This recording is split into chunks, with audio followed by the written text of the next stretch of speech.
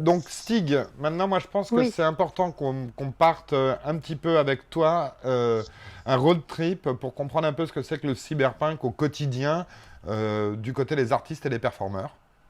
Mhm, d'accord. Moi, je vais vous amener des années 85 à la fin des années 90 environ, avec les Mutoid West Company, qui était vraiment quelque chose de jamais vu à l'époque. Ils ont commencé en 84 à l'ouest de Londres, et c'était la rencontre de deux personnes, Joe et Rush. Je sais pas si tu l'as en photo là. On va regarder toutes les Euh, photos en même temps au fur et à mesure. D'accord. Et Alors, sinon, pour revenir sur ce que ouais, disait Yann, en attendant que tu trouves la photo, je voulais dire que Mike Pondsmith, qui est un des fondateurs de Talsorian Games, qui a fait le jeu Cyberpunk, quand il en parlait, il disait Cyberpunk 2020, tel qu'il a été fait à l'époque, c'était un avertissement plutôt, tu vois, c'était pas un idéal de société, mais moi je trouve qu'il y avait un espoir dedans, parce que le Cyberpunk, pour moi, c'était l'appropriation de la technologie par la rue, mais sans justement qu'on lui vende quoi que ce soit, tu vois. C'était, à la différence de maintenant, quand tu disais oui, mais la rébellion, etc. Là, on achète enfin, à part pour les films et les musiques dont on parlait qui peuvent être sur les ordinateurs, le reste de la technologie, elle ouais, nous est ouais. bien, bel et bien vendue, alors qu'à l'époque, c'était plus du savoir-faire qui avait été approprié par le tout venant, par le punk de la rue. Alors, Et c'est c'est ce que je croyais à l'époque. C'est ce en quoi je croyais à l'époque. Est-ce que Thé- tu as trouvé alors nos alors mutoïdes? on va tous, on les a. Théo 120 te dit bonjour sur le Bon, chat. salut, Théo. Il a Salut l'air de te Théo. connaître, voilà. Ah ouais, je Euh, ne connais pas, mais c'est pas grave. alors, Peut-être de l'époque, tu vois. alors, Donc, quelques premières images. alors là, on voit le On y logo va. des Mutoid Waste. Et là, Voilà. on voit d'abord Joe Rush. Joe Rush, qui est un des deux fondateurs de Mutoid Waste Company. C'est un artiste punk, un jeune punk, tu vois, dans les années 80 à Londres. Et il bricolait déjà des sculptures. Il avait déjà une esthétique quand même qu'il essayait de mettre en place. Et il a rencontré Robin Cook, qui était un mécano australien, hippie. Là, tu dois l'avoir quelque part en train, voilà, avec son didgeridoo, tu vois, en train de souffler dans un didgeridoo. Et de leur rencontre a été fondée cette espèce de collectif complètement délirant qui est devenu un convoi qui a fait le tour du monde et de l'Europe en s'installant d'un peu partout dans des friches, etc. Au tout début, ils sont restés à Londres quand même pendant quelques années. Ils sont installés dans la gare désaffectée, gare routière de King's Cross. Ouais. Ils n'étaient pas encore beaucoup à l'époque. Je crois qu'il dit qu'ils étaient cinq hommes, deux femmes, un chien. Et sa Royal Enfield Oui, non, et parce quelques. qu'un cyberpunk a le Ouais. droit d'avoir des chiens lui aussi, hein, comme les punks. Un chien avec des C'était des implants. punks à Un chien chiens. avec des implants, Matt, oui, tu as raison. C'est ce qu'il Le- faut. le- Donc il le- dit c'était plein de sculptures en cours de réalisation, des sculptures à moitié détruites. C'était un gros bazar, tu vois. Et donc ce squat est resté pendant quelques années là-bas. Alors là, on se croit dans Mad Et Max.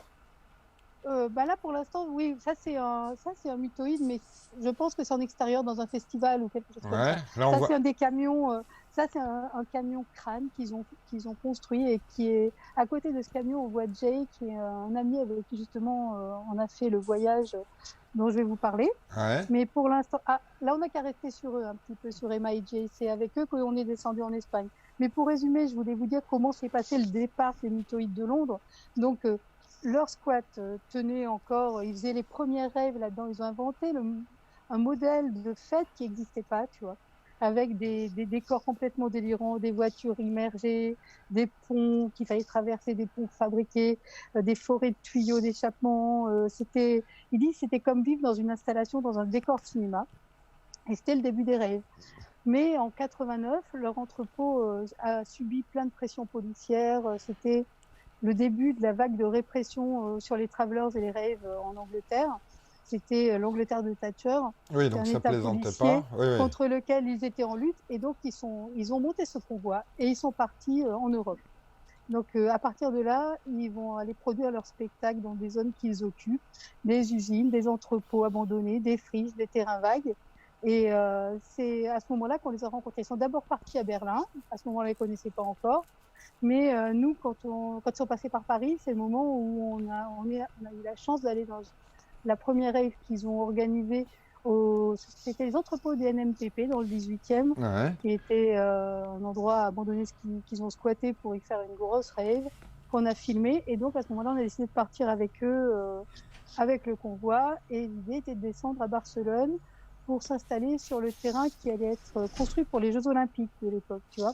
Ah, c'est fou. Donc, on était un convoi d'au moins, je dirais, une quinzaine de gros véhicules, des camions de toutes sortes, traînant des remorques surchargées de pièces métalliques, de complètement bricolées. Par dingue. exemple, les essieux sous les camions étaient ressoudés par leurs soins et maquillés avec de la peinture fluo pour passer inaperçu. C'est-à-dire que tu vois, d'être si voyant et si incompréhensible pour les gens qui ne le connaissaient pas, a permis de passer à travers bien des situations difficiles, tu vois, de contrôle de police ou des choses comme ça, parce que on a mis 15 jours pour descendre de Paris à Barcelone, c'est quand même un petit peu un record au niveau vitesse, parce que avec tout ça, tous ces camions, on s'arrêtait sur toutes les aires de repos des autoroutes, et plusieurs des mutoïdes décidaient alors de démonter certains leurs camions, d'autres de travailler sur des morceaux de sculpture ou quoi que ce soit. Typiquement ce qu'on voit là. Alors ça, c'est à Berlin. C'était avant qu'on les rencontre, mais ils avaient, tu vois, je crois que c'est un MiG, hein, c'est Oui, c'est un avion MiG dans le russe, ciel, quoi. oui. Ouais, voilà. Non, mais ça, c'était à eux, tu vois. Ils travaillaient avec eux des morceaux de MiG. Quand on est arrivé à Barcelone, sur le terrain donc où allait être construit quelque chose pour les Jeux Olympiques, on avait fait un cercle qui était fait avec que des nez d'avion. D'accord. Donc, en fait, ils avaient avec eux toute une flotte de véhicules militaires aussi, à partir et de motos et de choses comme ça, à partir desquels ils créaient des véhicules fonctionnels qui crachaient le feu. Et entre autres, on avait des lance-flammes. Quand on est descendu C'était Barcelone, avant Elon Musk qui a sorti son ouais, lance-flamme, oui, c'est ouais, ça. on avait des sacrés lance-flammes. Et comme on faisait des prises de vue avec eux, tu vois, on voulait filmer la descente vers l'Espagne, on s'arrêtait des fois. Il y avait une station-service, il y avait un pont qui passait au-dessus de l'autoroute et dans lequel on faisait une prise de vue où tu avais des mutoïdes qui montaient les escaliers avec des lance-flammes et qui se jetaient à genoux comme ça avec les lance-flammes sur le pont. Et de temps en temps, passaient des clients de la station-service. Mais c'était assez drôle parce que vraiment, c'était la 4e dimension, quoi. L'araignée qu'on voit. L'araignée, eh ben, je pense que c'est Lucie qui est sur cette araignée. C'est une Alors, araignée elle est aussi à Lucie, Berlin, on je la pense. revoit là, par Ouais. exemple. Alors, Alors, Lucie est quelqu'un cette qui dame me tient vraiment à cœur. est une Ouais. comtesse. Non, Non, c'est Lucie pas est elle, la Emma, la comtesse. comtesse. Ah, Non, pardon, mais je je vais mélange tout. t'expliquer qui est Lucie. Lucie est quelqu'un de très important dans les mythoïdes aussi et qui, pour moi, était quelqu'un que vraiment j'ai à cœur, qui s'appelle Lucy Wisdom et qui était une mutoïde qui était une mutoïde centrale, c'était une amie de Nina Hagen, c'était vraiment quelqu'un de très central aux mythoïdes et elle a eu un problème de santé, donc à un moment elle a quitté les mythoïdes et elle est partie en Australie d'abord, à Brisbane, puis à Bali. Et là, elle a découvert le problème que vivent les orang-outans là-bas avec ils sont décimés, donc elle a fait une fondation pour les sauver, une fondation qui a duré au moins 10-15 ans, malgré ses problèmes de santé, tu vois, elle a réussi à rester à s'occuper de cette fondation pendant 10-15 ans, Ouais. où elle était trapéziste aussi, donc tu vois, il prenait des bébés orang-outans qui avaient perdu leur famille, leurs parents, et il les élevait, et elle leur apprenait à se déplacer d'arbre en arbre, en tant que D'accord. trapéziste, tu vois, c'était quelqu'un vraiment de formidable. Et la blonde avec l'immense, ça doit être un lance-flamme justement qu'elle a. Oui, bah ça, je sais pas s'il marchait celui-là, mais franchement, la plupart des, des accessoires et des véhicules qui construisaient marchaient. Et d'ailleurs, je vous incite à chercher sur Google, taper Mutoid West Company et en vidéo, vous allez voir plein de choses. C'est assez rigolo, quoi. Généralement, il y a du feu, Cette il y voiture a du immense. drumming, Ouais. c'est-à-dire Je tous sais ces pas si gens. c'est un lance-flamme, mais on dirait un BFG dans Quake. Oui, C'est le- c'est assez fou. Ouais. Là, donc, cette voiture qui rebondit. eh ben ça, elle rebondit pas, elle est perchée. Alors, leur grande spécialité, ce C'est qu'on une appelle des Deutsch, car hein. henge, ça, c'est une Beetle, je crois, non? Ouais. C'est pas une Beetle. C'est une coccinelle Ouais. ou une 2 chevaux, ça? Ah oui, une coccinelle peut-être, ouais. Ouais, Je suis trop nulle en voiture, hein, mais bon, pour te dire, moi, à un moment, j'ai failli acheter une voiture à eux qui, je crois, était une Rover quand elle était à Paris. Je la voulais parce qu'elle avait une énorme bouche en plâtre à l'avant, tu vois. Je bah oui, connaissais je pas ses comprends tout de suite. performances en temps automobile, mais par contre, j'étais bien séduite par son aspect. Donc, ça, c'est en Australie, par contre, parce que les mutoïdes, après avoir descendu jusqu'à Barcelone, et où nous, on les a quittés à ce moment-là, ils sont partis en Italie, ils sont installés, ils ont fait une base permanente qui a duré quelques années, un endroit qui s'appelait Sant'Arcangelo de Romagna, dans une carrière. Et à ce moment-là, la partie australienne, c'est-à-dire Robin Cook et d'autres gens, sont retournés en Australie et ont aussi fondé quelque chose de leur côté, tu vois, qui s'appelle Mutonia. Et c'est eux qu'on a retrouvés en 2000. On les a pas vus donc pendant tout plein d'années, entre 90 et 2000. Et là, on est allé à une grosse rave en Australie pour passer le passage en 2000. Et on a découvert que c'était eux qui faisaient tout ce qui était décor, accessoires, véhicules, etc. Ça a été comme si on les avait jamais quittés. Robin a redonné une caméra à Pascal et lui a dit vas-y, filme tout ce qui se passe. Et il est parti filmer comme ça, direct. Il est parti filmer le passage en 2000 comme ça, ouais. Cette voiture crâne, ah oui, parce que là, on est dans Mad Max avant l'heure. C'est dingue quand même ce qu'ils ont fait. Oh, mais alors, de toute façon, tous les véhicules sont spectaculaires. Et un des premiers véhicules qu'ils avaient fait était une voiture crâne comme ça, qui a été détruite par les autorités dans quelque chose qui s'appelle le Binfield Battle, qui est bien connu du mouvement Travelers et Rave en Angleterre. Ça fait partie des raisons de leur départ, etc. Et je vais te dire une citation de Joey Rush que j'ai trouvé sympa et qui est, je trouve, très appropriée. Il a dit des années après avoir fondé Mutoid West Company, j'ai lu l'Electric Kool-Aid Acid Test de Tom Wolfe. J'ai alors réalisé que nos aventures descendaient tout droit du premier acide de Ken Kesey. Et je trouve que c'est vraiment ça, c'est-à-dire que ce qui étaient les Merry Pranksters des années 70 avec le Blues Further, tu vois, et c'est les années 90 ont pondu ce qu'on voit délirant, qui n'avait pas d'autre but que de porter, ça c'est un Carhenge dont je te parlais. Carhenge, c'est comme Stonehenge, tu vois, mais c'est avec des voitures. Et ils l'ont refait plein de fois à Glastonbury et dans plein d'endroits. Regarde-moi cet engin. C'est des gens qui avaient un talent délirant. Alors, sur le chat, ça bouge. Pardon, excuse-moi, rapidement. Sur le chat, ça bouge. On a typiquement Théo 120 toujours qui dit « Moi, j'étais à Molitor. Je peux vous dire que la teuf, c'était bien mieux avant. Maintenant, il n'y a que des petits bobos. On a perdu l'esprit de la teuf. ACAB, Patatec. » Voilà, je pense que tout le monde comprend. Hashtag ACAB, hashtag Patatec. Steph?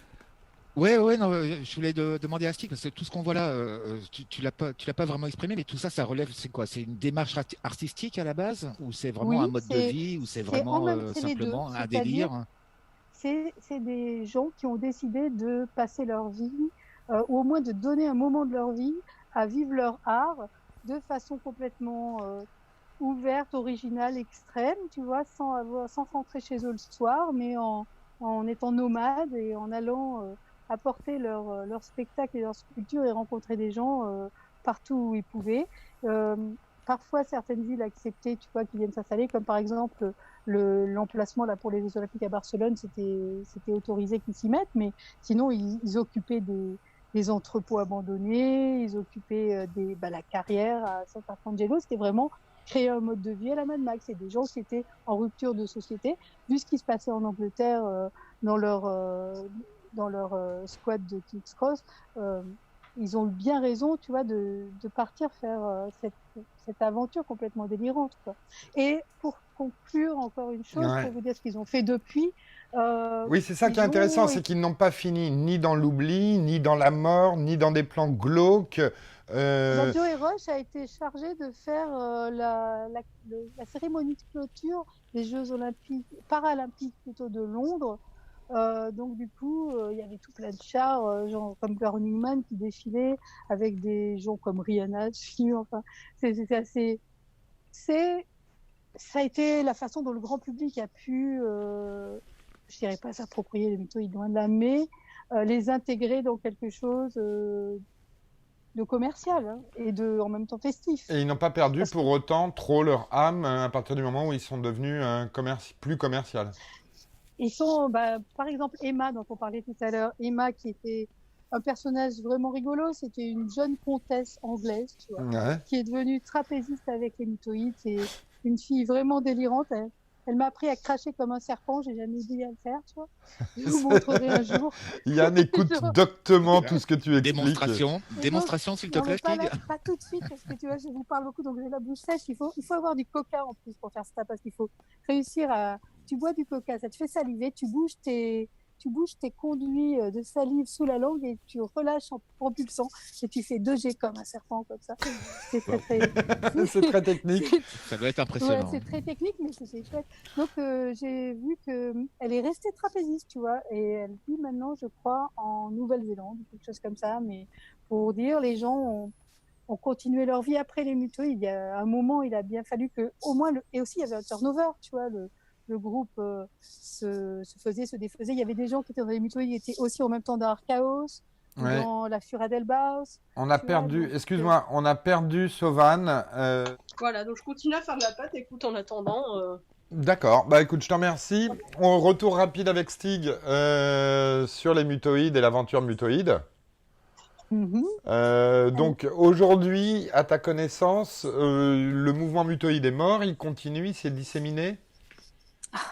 Je n'oserais pas dire qu'il est mort, ça serait quand même un peu triste.